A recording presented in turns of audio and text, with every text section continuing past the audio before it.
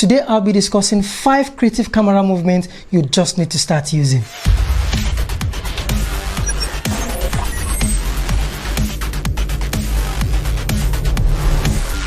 So creative camera movement number 1 is the handheld.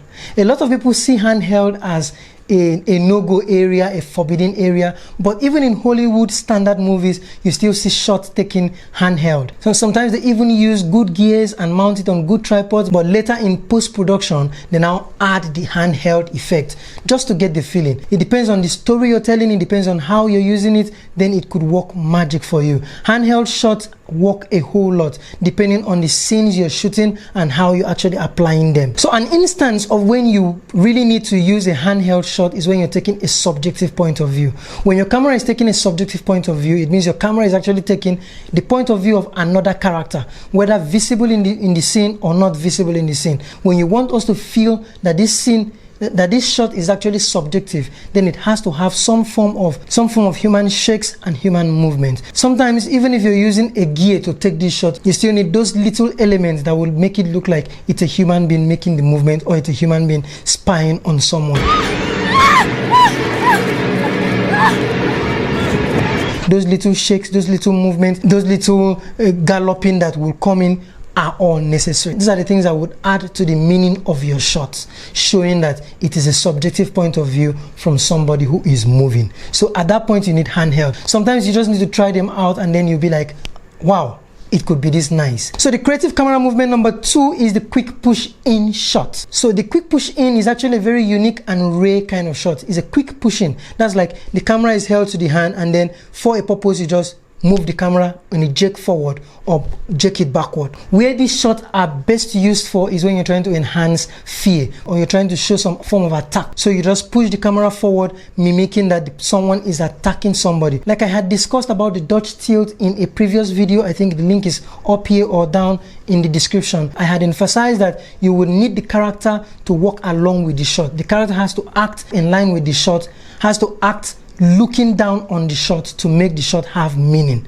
Okay, so it's actually the same thing in this situation too. When you're doing a quick push in, you need the character's cooperation to make this work. The character has to react in fear, either that shocking reaction moving backward while the camera pushes in on him or her. Okay, so the camera moves and the subject reacts. That is when we can feel the effect of the quick push in shot. I hope that is good enough for us. Creative camera movement number 3 is ZOLLY. ZOLLY shots. Now, we've heard of dolly, we've heard of zoom. So ZOLLY here is a combination of dolly and zoom at the same time, meaning you're actually applying dolly, which is the physical movement of the camera, and also zoom, which is the optical movement of the lens. Okay, so you see it's a combination now of the physical movement of the camera and the optical movement of the lens. To get a good ZOLLY shot, as you're dollying in, you have to be zooming out at the same time. Dollying in and zooming out at the same time. And then the second is dollying out and zooming in. You're dollying out and you're zooming in at the same time. A combination of physical movement and optical movement of the lens. Dollying in, zooming out. Dollying out and zooming in. So the effect of this shot actually is this. When you're dollying in and you're zooming out at the same time, the reaction is on your background. The background would seem to be moving while the subject stays in one position. The background is moving, the subject is in one position. In the other case where you're dollying out and you're zooming in at the same time, so what happens is the background stays in one position and the subject itself is now the one moving on a steady background. Both has their own unique look and unique feel. So you use them when you feel. Try them out first, see which one works for what you want to use it for, and then apply it properly. Creative camera movement number 4 is dolly through.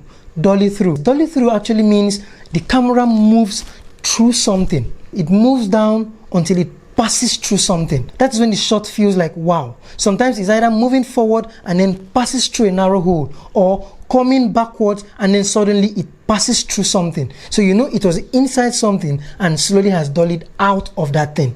That's a dolly through shot. What makes this shot mind-blowing most times is if you can find a way to pull this through in a more narrow space, meaning the camera passes through a narrow thing that normally would not have been believed that the camera would pass, but yeah, you had done your measurement, maybe Most people use effects to do this. They use the post-production process to get this done, but I like practicals. I like in-camera work, and I feel if you can achieve it with in-camera, then you will be very proud of yourself. The camera just has to move forward and then passes through something, or comes out and passes through a narrow hole that would naturally seem like a camera would not pass, but the camera actually passed. That is the wow factor in a dolly through shot. Creative camera movement number 5 is the 360-degree shot. 360-degree shot. Okay, this shot actually means you're covering a 360-degree space. Note that this seems to be away from the 180-degree rule, which I made a video on and I've linked down below, so you can look up on understanding 180-degree rule for yourself. Okay, so but this seems to be away from that 180-degree rule, but it is not. Remember, in that same video I had mentioned that the one way you can actually break the 180-degree rule is by applying movement. You can only use movement to carry your audience along and cross the line of action. So in this case, it's even different. In this case, you're actually circling the subject. So let's say we have two subjects who are in a serious conversation and are hitting up about to maybe go physical or something. You can tie them up in a 360-degree shot by just going around them over and over and over. Possibly it could be slow, it could be fast, depending on the tension and tempo of the scene. So you can make it fast, you can make it slow, but it's just a 360-degree, a circular movement surrounding a subject. Okay, some persons will call this roving shot. Okay, some persons will call it roving shot, but I think the slight difference between the 360 shot and the roving shot is that the roving is just a random movement. It doesn't have a pattern like the 360 that has a circular pattern. I think the roving actually just goes through everywhere. The roving is not a steady, doesn't follow a pattern. It's a general movement of the camera that just moves everywhere at a time. So everybody just has to clear way, and then the camera does his freestyle movements. That is actually roving, and this is 360-degree shot. If you're looking at taking cinematography or camera operations full-time, then I recommend this very video for you, because that's where you will learn the basic camera shots you would actually need and use almost all through your entire career. See you next week.